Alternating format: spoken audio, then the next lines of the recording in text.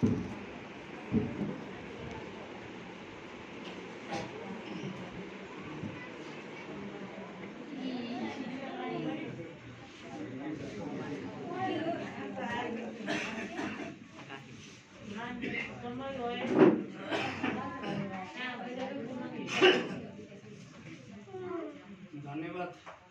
कार्यक्रम सञ्चालक यस संस्थाका सचिव केशबहादुर थापा सारूज्यूलाई नियमित बैठक तथा सेकेन्डरी एजुकेसन एक्जाम उत्तीर्ण भाइ बहिनीहरू सम्मान कार्यक्रमका प्रमुख अतिथि पूर्व अध्यक्ष हाल सल्लाहकार संयोजक आदरणीय दाजु तरबहादुर विकटाज्यू, विशिष्ट अतिथि नेपाल मौसम प्रदेश 5 का सदस्य आदरणीय मेयर क्याप्टेन धनबहादुर राणाज्यू, सहअध्यक्ष मञ्जुदेवी राणाज्यू, उपाध्यक्ष रेमबहादुर राणाज्यू लगायत मेरा सहकार्य समितिका साथीहरू, सम्पूर्ण सल्लाहकारज्यूहरू, अनुगमनका साथीहरू, आजका केन्द्रबिन्दु सेकेन्डरी एजुकेसन एक्जाम परीक्षा उत्तीर्ण गरेका भाइ बहना तथा बाबु नानीहरू र उहाँका अभिभावकज्यूहरू, उपस्थित सम्पूर्ण दाजुभाइ दिदीबहिनीहरूमा मेरो आफ्नो व्यक्तिगत तर्फबाट या संस्थाको तर्फबाट हार्दिक न्यानो अभिवादन टक्राउन चाहन्छु। यहाँ धेरै कुराहरू आइसके, धेरै कुराहरू समेटिसके, तर दुर्भाग्य लास्टमा जाँदा जहिले पनि यो धेरै बोल्ने भन्ने तपाईँहरूमा पक्कै लाग्छ, किन मान्छेलाई बोल्दै जाँदा बस्दै जाँदा बोर भइसकेको हुन्छ। तर सबैजना बोल्दै गर्दा केही टिप्पणीहरू मैले टिपेर केही त्यसमा मिसाउनु पर्ने बाध्यता हुन्छ, त्यस कारणले अन्यथा नलिदिनु होला। मैले साह्रै धेरै कुरा त गर्दिनँ, फेरि पनि 2-4वटा पोइन्टहरू मैले भन्नु नै पर्ने हुन्छ। हामीले पहिला गएर एसएलसी भन्थ्यौँ, अहिले आएर एसई भनिएछ। यो उत्तीर्ण हुने भाइ बहिनीहरूलाई 2065-66बाट सुरु गरेका हौँ र अहिले आएर 2077-78 को उत्तीर्ण भाइ बहिनीहरूलाई 9जनालाई सम्मान गर्दै गर्दा हामीले 86 जनालाई सम्मान गरिसकेका छौँ आजको दिनमा। र यस्तै सम्मान गर्न हाम्रो संस्थाले हामीहरूले पाइराखौँ र मात्रै सम्मानले पुग्दैन। तपाईहरू जो अहिले उत्तीर्ण भएर जो पुरस्कार लिनुभएको छ, जसलाई हामीले सम्मान गरेका छौँ, तपाईँहरू यतिमै मात्रै सीमित भएर पुग्दैन। पुरस्कार भनेको एउटा सियो दिए पनि पुरस्कारै हो, करोडौँ रुपियाँ दिए पनि पुरस्कारै हो, मूल्य एउटै हो, मान्यता एउटै हुन्छ। त्यस कारणले तपाईँहरूलाई हामीले लगाइदिएका खादा, लगाइदिएका अबिरका टिकाहरू, जो सम्मान पत्रहरू जो दिएका छौँ, यसलाई कदर गर्दै तपाईँहरू अगाडि बढ्नुभयो भने भविष्य पक्कै उज्जवल हुन्छ। तपाईँहरू अब तपाईँहरू 15-16 वर्षको उमेरमा अहिले यस यी परीक्षामा उत्तीर्ण भएर अब उच्च शिक्षातिर तपाईँहरू लाग्दै हुनुहुन्छ। अब तपाईँहरूलाई धेरै चुनौतीहरू आइपरेको छ, हुन धेरै हुन्, तर मुख्य चुनौती मैले 3टा देखेको छु। अब तपाईँहरूलाई जवानी अवस्थाले घेर्दै आएको हुन्छ। अब तपाईँहरू 16-17बाट अगाडि जाँदै गर्दा एउटा व्यथा त्यो पनि तपाईँलाई आइरहेको छ। अर्को भनेको उच्च शिक्षा जब प्राप्त गर्नको लागि हामी क्याम्पस लेभलमा जान्छौँ, तपाईँहरूलाई राजनीतिक पनि त्यहाँबाट सुरु हुन्छ। अनि अर्को तपाईँहरूलाई समस्या भनेको तपाईँले आफ्नो पढाइको सिलसिला जाहेर राख्नु छ, अगाडि बढ्नु छ। त्यस कारणले तपाईँहरूलाई धेरै चुनौतीहरू आउँछन्। आफ्नो जवानीलाई, आफ्नो उमेरलाई कायम राख्दै, कन्ट्रोल गर्दै, अनि राजनीतिकलाई पनि कन्ट्रोल राख्दै आफ्नो शिक्षा कसरी अगाडि बढाउने हो भन्ने तपाईँहरूले जबसम्म राख्नुहुन्न तबसम्म तपाईँ अगाडि बढ्नुहुन्न। यहाँ मलाई धेरै खुसी लाग्यो, धेरै 9जना भाइ बहिनी मध्येमा कतिपय भाइ बहिनीहरूले यति राम्रो भाषण गर्नुभयो, जो कि हामी यहाँ उभिएर त्यति बोल्न अहिलेसम्म सायद जानेका छैनौँ। तपाईँहरूले त्यस्ता किसिमका शब्दहरू घुसाएर बोल्नु भएको छ, मलाई अत्यन्तै खुसी लाग्छ। तर अरू नबोल्ने मान्छेले पनि त्यो सिक्न जरुरी छ। आफ्नो छोराछोरी यहाँ पास भएर आउँदै गर्दा हामीले संस्थाले सम्मान गर्दै गर्दा तपाईँहरू आफ्नो बाबुआमा घरका गार्जेन मान्छेहरू आएर दुईवटा शब्द बोल्न तपाईँहरू चाहनु भएन। तपाईँहरूको दिलमा खुसी छ तर यहाँ आएर बोल्न चाहनु भएन।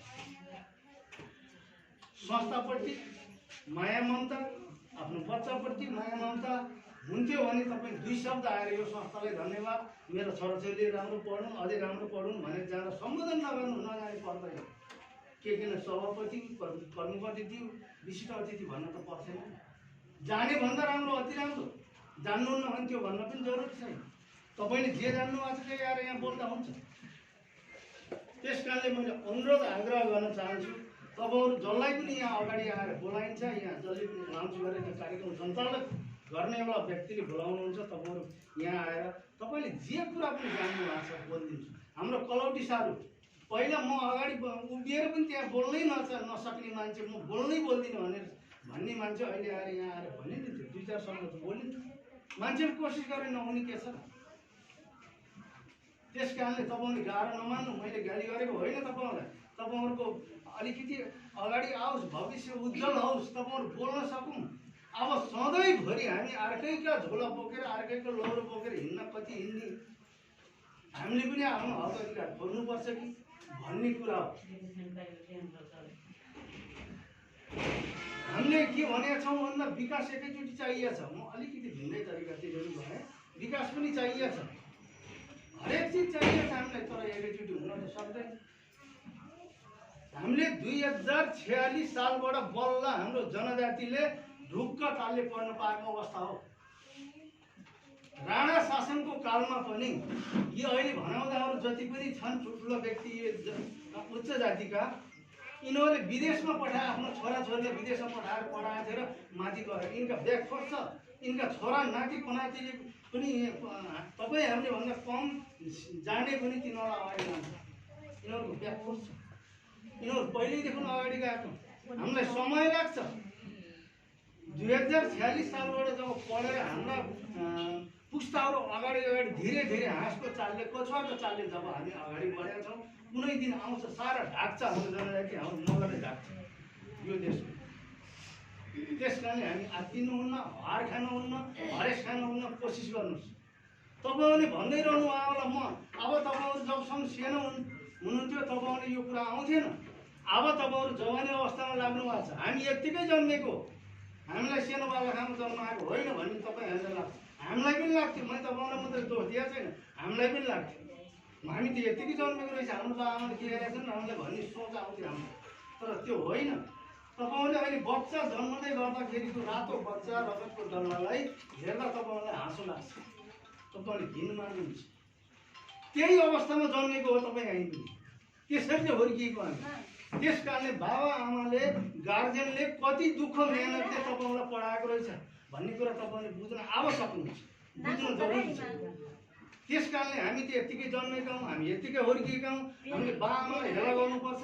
अहिले देख्नु भएको छ तपाईँहरूले बुझिसक्नु भएको छ, मन्त्री भएका डाक्टरका बाबाआमा पनि वृद्ध आश्रममा किन जानु परेको छ? तिनीहरूले हेला गरेर गएको होइन।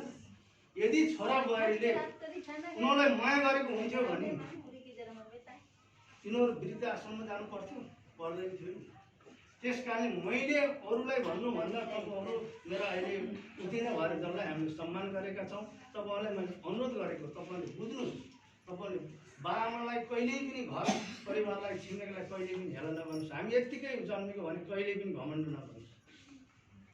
तपाईँहरूको यो परीक्षामा जो उत्तीर्ण भएर तपाईँले जो ग्रेड ल्याउनु भएको छ नि, त्यो तपाईँहरूको कोसिसले मात्रै होइन, त्रिपक्षीय कोसिसले आएको छ। अभिभावकको सहयोगले, टिचरहरू सरहरूले पढाएको सहयोगले, अनि तपाईँहरूले पढेको सहयोग, अनि त्रिकोणबाट जब मिश्रण भएर आयो, अभिभावकले राम्रो गाइड गर्नुभयो, राम्रो हेरचाह गर्नुभयो, शिक्षकले राम्रो पढाउनु भयो, तपाईँहरूले राम्रो पढ्नुभयो, अब मात्रै यो आएको हो नि त।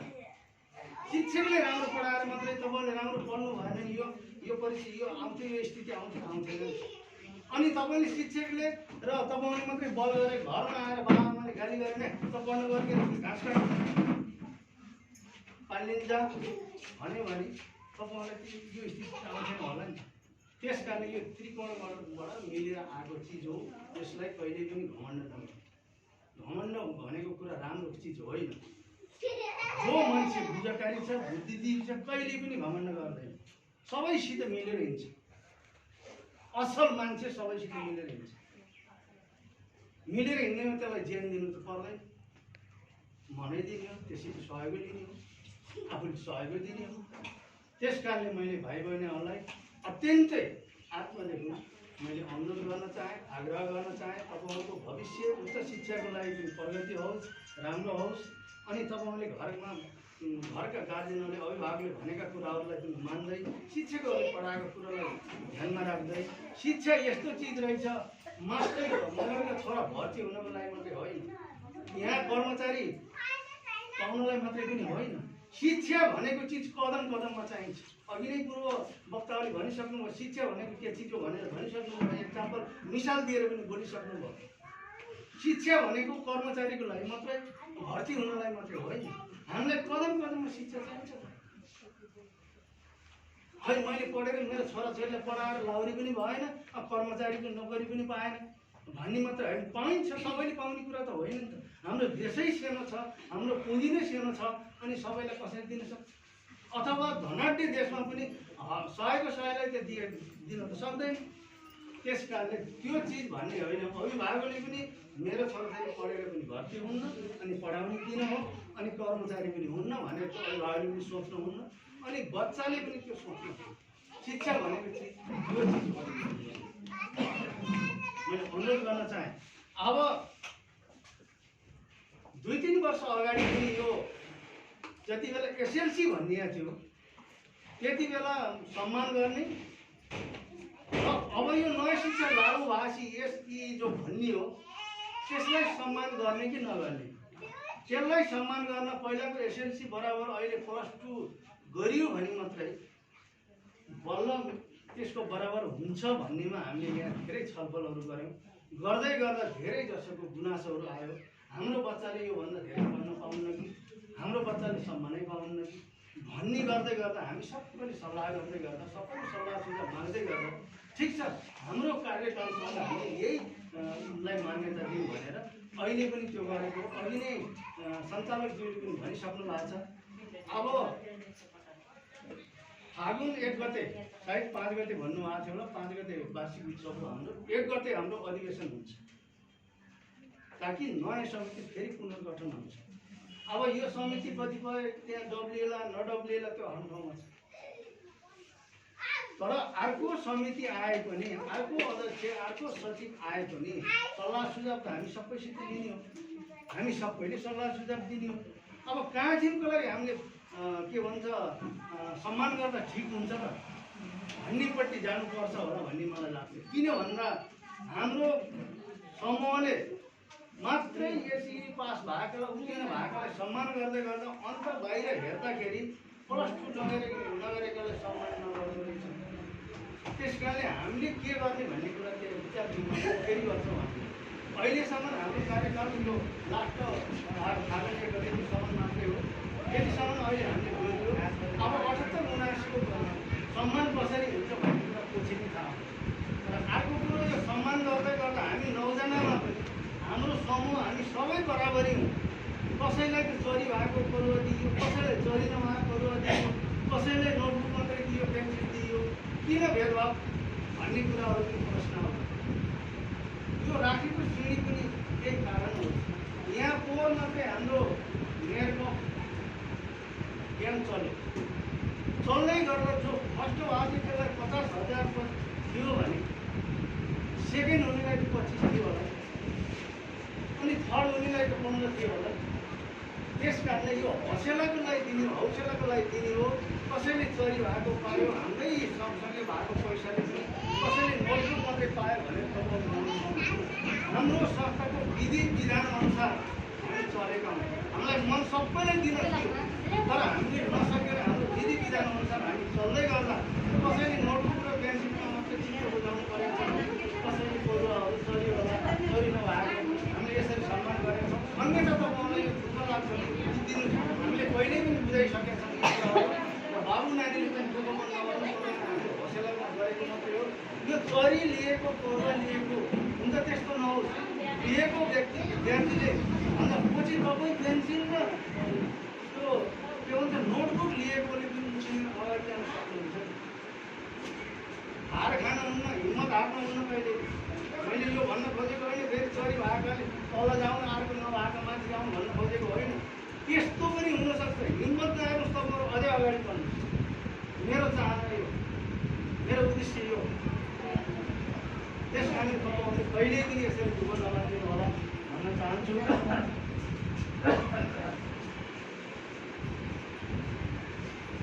मान्छे भएर अथवा शिक्षामा होस् अथवा स्पोर्टमा होस् अथवा कुनै पनि काममा होस्, मैले अघि नै पनि भने छैन, घमण्ड कहिले पनि नगर्नु। मान्छे भएपछि पढ्दा कसरी पढ्ने हो, के पढाइरहेको छ त्यो बुझेर गर्नु पर्यो।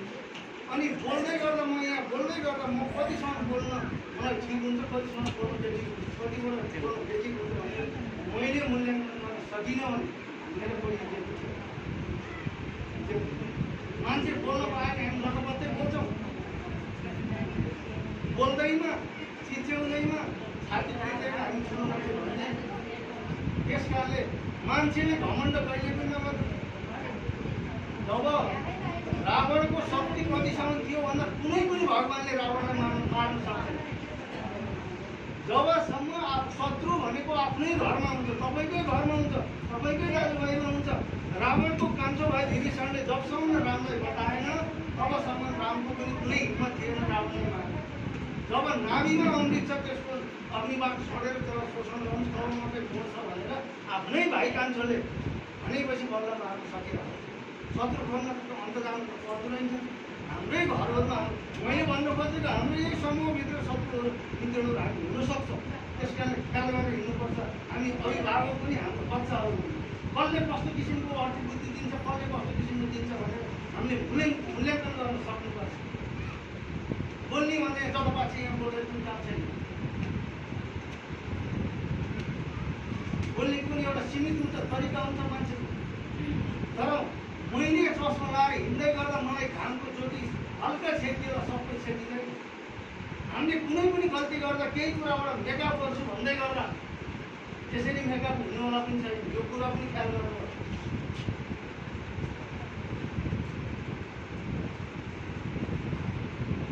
भन्ने बेलामा बोल्ने बेला छ्याप्पै म बोल्ने अनि हो मैले त गल्ती भने भने अब मैले के भनेर त्यसलाई पूर्ति गर्ने होला भन्नुभन्दा त माफी माग्यो भने सायद पूर्ति।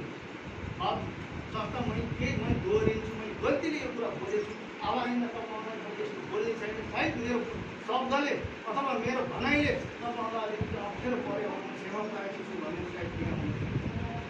तर कुनै मेकअपले केही हुँदैन छैन। यो सम्पूर्णले बुझ्दा राम्रो हुन्छ।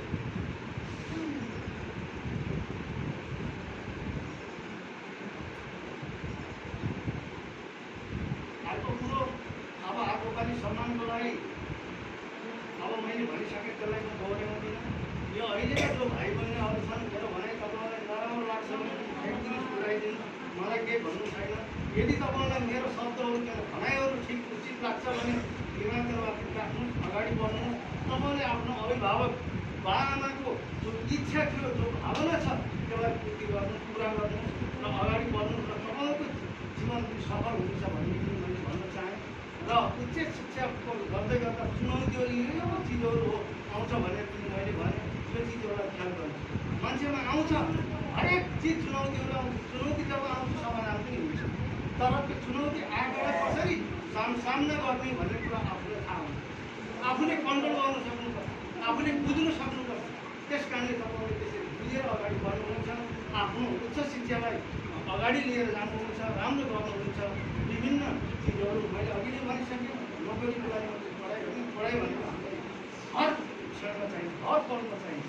त्यस कारणले अघि नै उहाँ हाम्रो कृषि अतिथिले प्रदीप सिंह बाजेको एक्जाम्पल पनि दिनुभयो। उहाँ त्यत्रो राजाबाट सम्मान लिएर उहाँले ट्रकमा पनि पाउनुभएको थियो। राजा मर्दा क्रिया पनि बसेको प्रदीप सिंहको मलाई यो पनि राजा मर्दाखेरि क्रिया पनि बसेको। त्यस कारण उहाँलाई ट्रकमा पनि प्राप्त भएको छ। त्यस कारणले अन्यथा त्यस्तो हुन्छ। त्यस कारणले म एउटा फौजमा भएको नातेले यो फौजी भएर अलिकति घुसायो भनेर अन्यथा भन्नु होला, जब हामी भर्ती भएर सेन्टरमा गएको थियौँ यति रगड थियो, यति रगड थियो। अहिले पेटभरि खाना दिन्छ ट्रेनिङ गरेर जाँदा पनि। हाम्रो पालामा नाप तौलले खाना दिन्थ्यो, यति दिन्थ्यो, एक गाडी दाल दिन्थ्यो, यति सब्जी दिन्थ्यो। त्यो खायो कता जान्थ्यो खाइरहेको पेट मात्रै कहाँ दिन्छ भन्ने यसै हामीलाई दुःख लाग्थ्यो। कस्तो रगडेको हामीले किन दुःख दिएको भन्थ्यौँ। तर पछि गएर हामीले बुझ्यौँ त रगडेको केस काट्ने रहेछ त। हामीलाई गुरुजीहरूले भुलिङमा बाप्ताले हामीको पिटेको दुःख काट्ने रहेछ, हामीले खुन बढाउनु परेन। त्यही कारण हो तपाईँलाई मैले भन्न खोजेको, आमाले जो गाली गर्नुभएको चाहिँ तपाईँ दुःखमानी होइन, पछि गएर तपाईँले त्यसको जस पाउनुहुन्छ। तपाईँलाई बल्ल दिमागमा आउँछ वाक्यमै हाम्रो बाबामा गार्जेनले ठिक भनेको रहेछ भन्ने कुरा तपाईँलाई पछि आउँछ। त्यो कुरा ख्याल गर्नु होला। र मैले धेरै कुरा अब नगरौँ होला। अब हाम्रो नास्ता पनि सायद उत्तीर्ण हुने कपहरू भएको पनि सायद नास्ता छ होला जस्तो लाग्छ मेरो विचारमा। र हामी नजाउँ अनि यो भाइ बहिनीहरू यहाँ बसेर फोटो हामीसँग सर्दै गरिदिन्छौँ। र पुनः हाम्रो भाइ बहिनीहरूलाई उज्जवल भविष्यको कामना गर्दै सम्पूर्ण यहाँ जति पनि खटेर काम गर्नुभयो, हामीलाई यो विभिन्न तहमा खटेर काम गर्नुभएका हाम्रा दाजुभाइ दिदीबहिनीहरूलाई सम्पूर्णलाई धन्यवाद मेरो व्यक्तिगत तर्फबाट, समूहको तर्फबाट धन्यवाद दिँदै आजको यो कार्यक्रम यही समापन भएको घोषणा गर्दै बिदा हुन चाहन्छु। धन्यवाद।